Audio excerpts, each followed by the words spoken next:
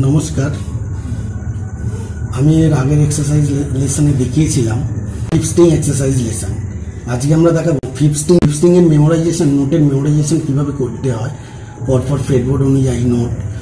এর আগে আমরা দেখেছিলাম ওপেন মানে জিরো ওপেন হচ্ছে এ নোট ফিফথ স্ট্রিং এর, আর হচ্ছে সেকেন্ড ফ্রেডবোর্ড সেকেন্ড আঙুল হচ্ছে বি নোট, আর থার্ড ফ্রেডবোর্ড থার্ড আঙুল ছিল হচ্ছে সি নোট। তাহলে A B C, zero open এ, 2 নম্বর ফ্রেডবোর্ড 2 নম্বর আঙুল বি, 3 নম্বর আঙুল 3 নম্বর ফ্রেডবোর্ড সি। তাহলে ওপেন এ, তারপর বি, তারপর ছিল সি।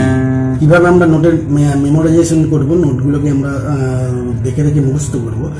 তাহলে হচ্ছে ওপেন যদি এ হয় তাহলে হচ্ছে ফার্স্ট ফ্রেডবোর্ড হচ্ছে এ শার্প, সেকেন্ড এ শার্প, তারপর হচ্ছে সেকেন্ড ফ্রেডবোর্ড হচ্ছে বি, থার্ড ফ্রেডবোর্ড হচ্ছে সি, ফোর্থ ফ্রেডবোর্ড হচ্ছে সি শার্প, ফিফথ ফ্রেডবোর্ড হচ্ছে ডি, ফ্রেডবোর্ড হচ্ছে ডি শার্প, আর সেভেন ফ্রেডবোর্ড হচ্ছে ই, এইট ফ্রেডবোর্ড হচ্ছে এফ, 9 ফ্রেডবোর্ড হচ্ছে এফ শার্প, 10 ফ্রেডবোর্ড হচ্ছে জি, 11 ফ্রেডবোর্ড হচ্ছে জি শার্প, আর 12 ফ্রেডবোর্ড হচ্ছে এ।